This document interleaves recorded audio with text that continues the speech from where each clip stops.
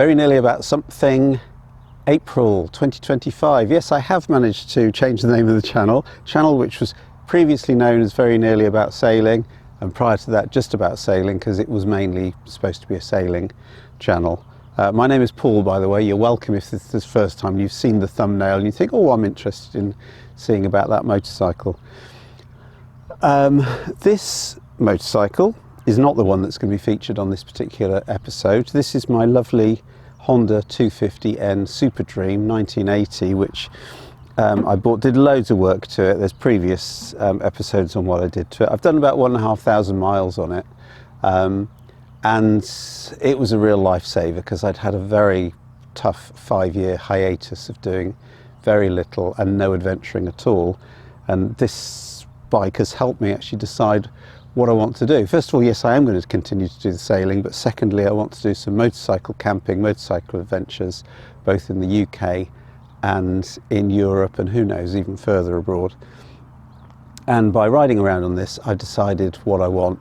And what I want to do is motor camping, but I want to do a bit of sort of green laning, off-roading, trails, not heavy technical stuff, as well as the road stuff. I don't want to go particularly fast. Basically, I want to get to a campsite, set up, that's going to be my base camp, and then spend a few days or even a week or however long I want, and then just do little sort of tours from there. That's the type of thing that I'm planning to do. So I needed a new motorcycle. And I've talked previously about potential ones that were that might have been suitable for what I want to do, but I've actually got one, and it's brand new, 3.5 miles on the clock when I bought it. It's not a current production model, but it's not long out of production, so I got it at a significant discount as a pre-registered bike. And be sad not to be doing so many miles on this. This has now become my classic bike. But this episode, let's have a quick look around the new bike, and let's have a look at the sort of off-road, on-road capabilities and some of the sort of philosophies behind why I bought what I bought. So here we go, let's have a look at the new bike. Right, so what have I bought? Well, it's a Royal Enfield Himalayan 411 single-cylinder air-cooled motorcycle. It's the previous incarnation of the Himalayan. A new one came out, what was it, 12-18 months ago, which is the 450, very different styling. Actually, I'll show you one up here. More powerful, water-cooled. I always prefer, oh, and I put the luggage on. This is sort of the basic luggage. I'm going to get some hard panniers on it, but this is the stuff that I was using on the Honda. I haven't attached this properly. I did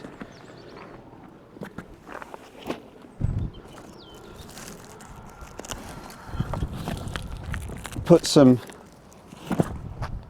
pannier rails on it. I got the official Royal Enfield pannier rails, so I might put some hard luggage on that at some point, and then when I go camping I can kind of take them off.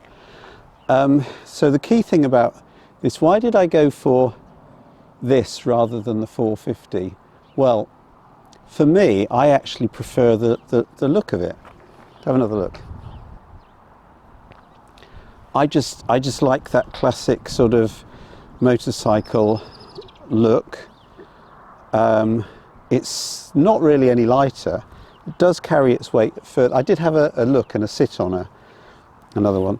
In terms of seating position, for me, and it just feels so light, and I've done about 170 miles on it so far.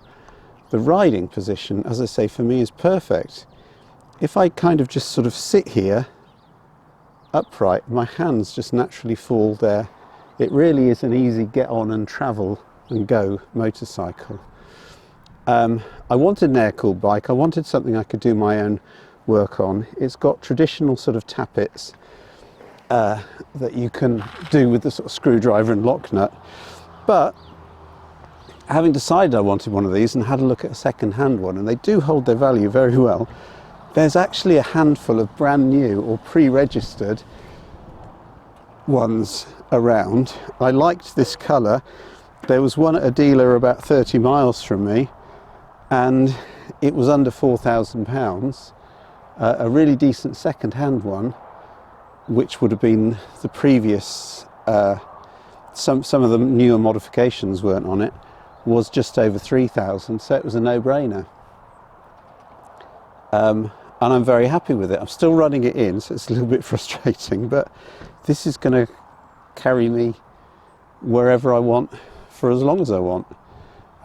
As somebody once said in one of the reviews, the Himalayan 411 will do absolutely everything you want except go fast. It's not a fast bike, but it's been really useful trotting about on the little Honda 250. I don't want to do fast stuff. Occasionally I'll go on a dual carriageway and maybe I want to go up to 60, 70 miles an hour, but most of the roads that I'm on, I'm doing sort of 40 to 50, if that, in some cases.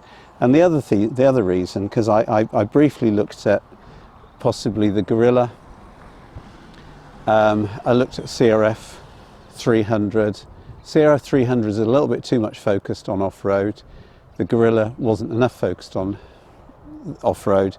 This is just about right. Their advertising campaign is all roads and no roads, which is a little bit like what BMW did when they first brought out the first GS, which stands for Gelandestraße, which means on the land, or the land and the street. It kind of does both of them. None of them fantastically, but for the type of off-roading that I want to do, i.e. European trails and so on, this will be perfect. It's a bit of a Marmite bike. Some people love it, some people hate it. I think it's absolutely fantastic. I'm delighted with it. As I say, I've only done about 170 miles. Got to do 300 before the first service goes, and then I can start increasing the speed and so on. It's very quiet. Let me show you that. But I like that, going through the green lanes. It's just a nice, gentle thump, and I'm very happy with that.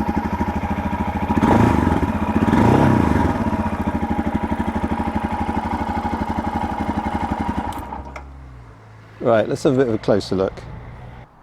I'm not going to do any sort of review on this because there are a million reviews out there. It's got a single front brake. The brakes are by Bray, which is by Brembo. And do you know what? They're fantastic. A lot of people have complained about them, but having come off the Honda 250, where you have to write a letter in advance if you want to brake for a corner, it's absolutely fine. Screen so far is pretty good. I'm not getting any buffeting. Colour scheme, you'll either like it or you'll hate it. It's got a USB port, so I can actually link my sat-nav straight into there. It's got good old-fashioned round clocks, which I do like. As I say, I fitted these, very easy job. And yeah, it's kind of got that feel of a classic bike without being a classic bike. It's got those kind of classic bike vibes. It is air-cooled with a oil cooler. Got these bars that I can hang some bags and things off of. Something that's a little bit plain and I'm going to change. I'm not going to do an awful lot of mods to it. You can just about say it says Himalayan there, but you can get a sticker kit, which I'm going to get, and a few mountains, which I'm going to put on there. So I'm very pleased with it. I've done a little bit of off-roading, and I'm going to do some more, but nothing too technical, nothing too dramatic. So there we are. That's all I'm going to say about it.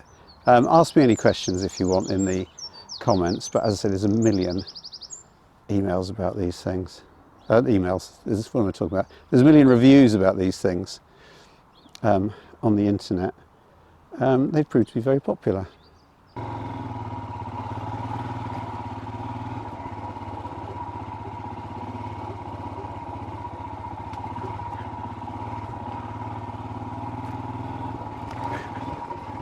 So you can probably, imagine that if this was a rainy, wet day, this would be a lot more, well, it would be difficult. It's not difficult at all at the moment.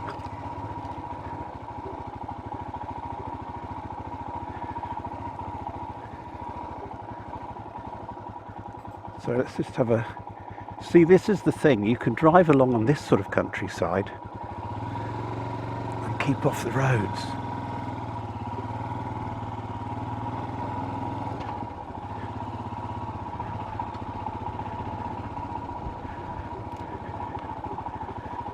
This is a bit rutty, but not too bad.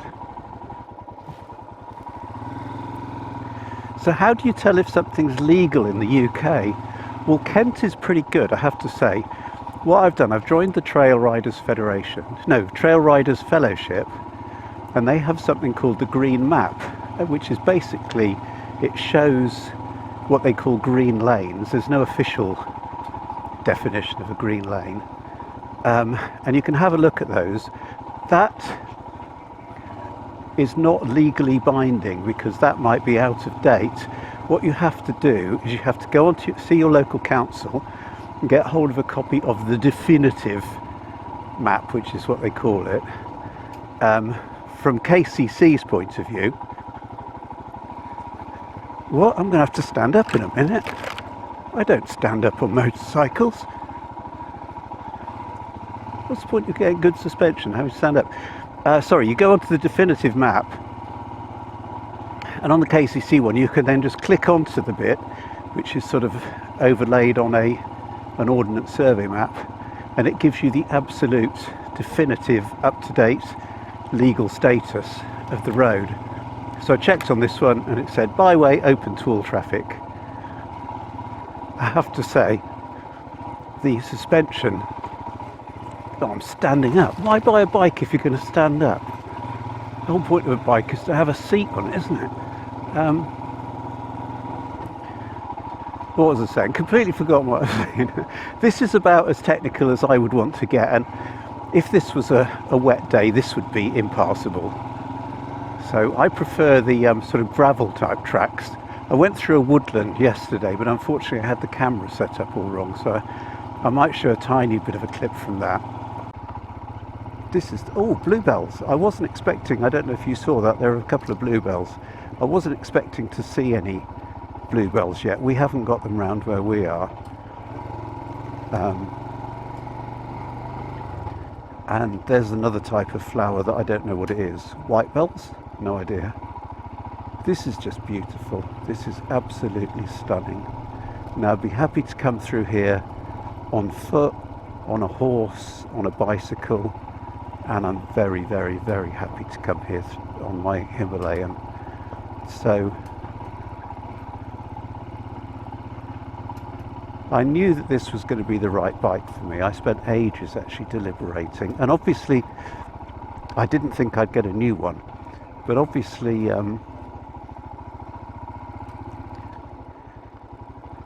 what I want to do is not get lost, first of all.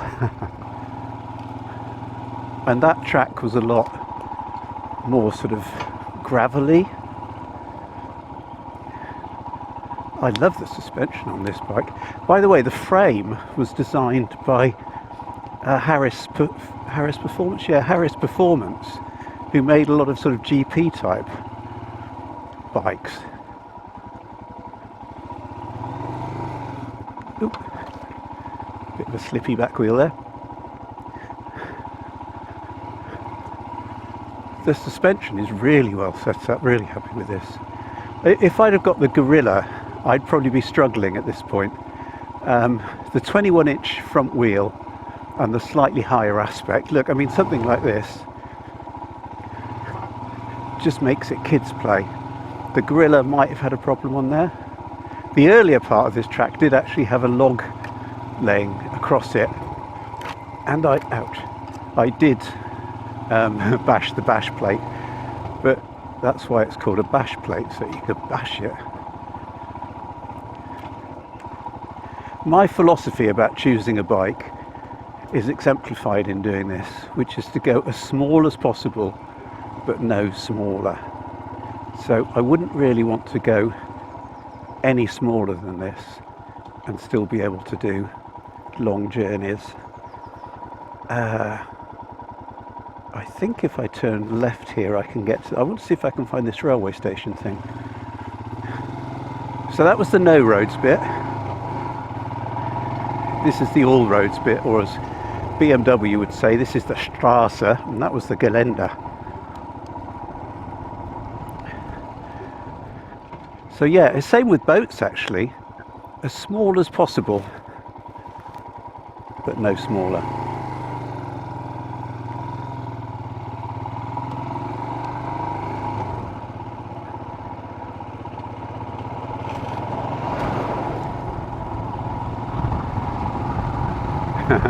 Mind you, I've got myself a tent and it's a fairly big one. So my philosophy with tents is as big as possible, but no bigger. So as big as I can possibly carry. I'm optimistic I'm going to find some sort of railway thing here.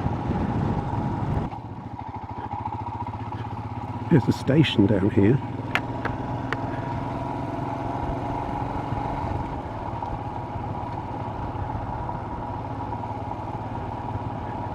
I'm guessing, yeah, I can see on the sat-nav that there's a bit of the railway line, and I think it goes from where the actual current station is back to what I've just been through.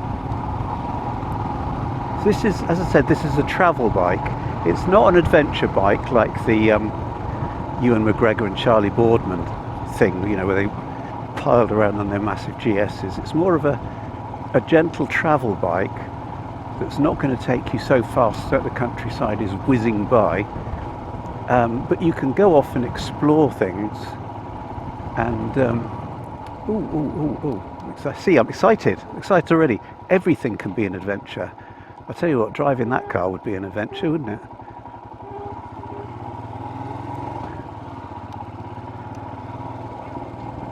So, what is this?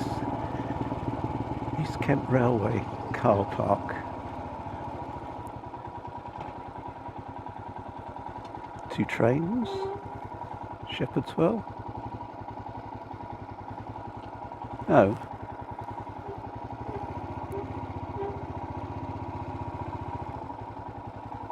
Monday closed, but there is a cafe.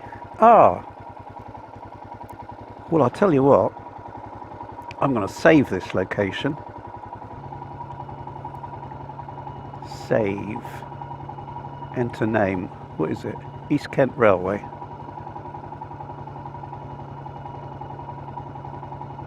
If I could spell East Kent, that would help, wouldn't it?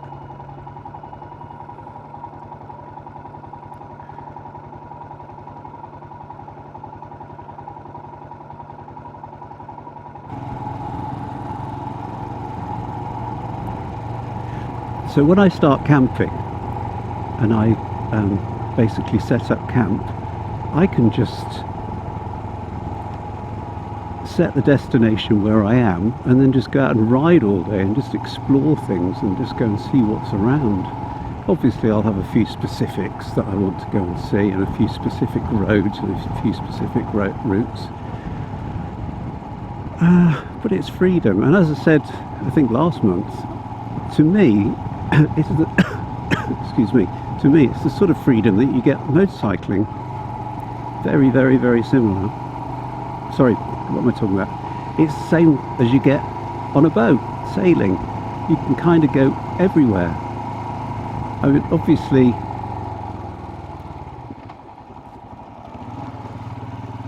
on a bike you're restricted to the roads, but not on this one. You can have roads or no roads.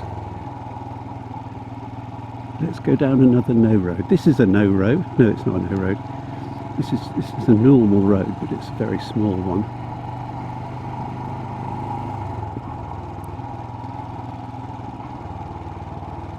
It is delightful around here, actually.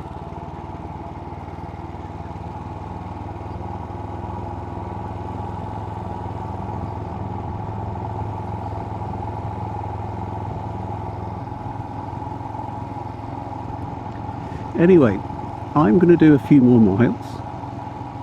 I shall switch the camera off, assuming it switched itself on in the first place, because you never can tell. It's always a bit hit and miss, to be quite honest.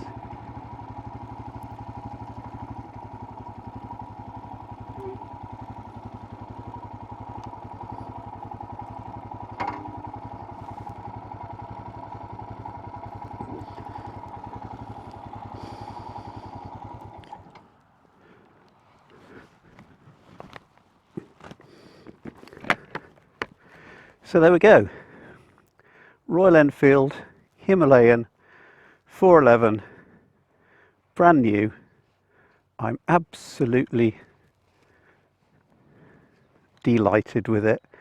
Not everybody's cup of tea. I'm so amazed and pleased that there were still some of the new ones, brand new ones, well, registered in 24 anyway, probably built in 23, 24.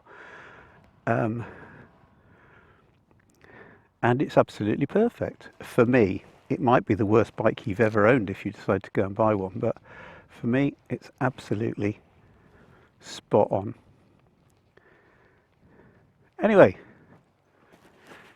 sorry, slight distraction there because there's a lady walking her dogs and I don't know what they'd found, but it was much more interesting than anything else. It was probably some fox poo or something. So yeah, the perfect bike for me. Might not be for you, but it might be. I think there's still a handful of in the UK of the pre-registered ones around. So have a good one, and I will see you next month.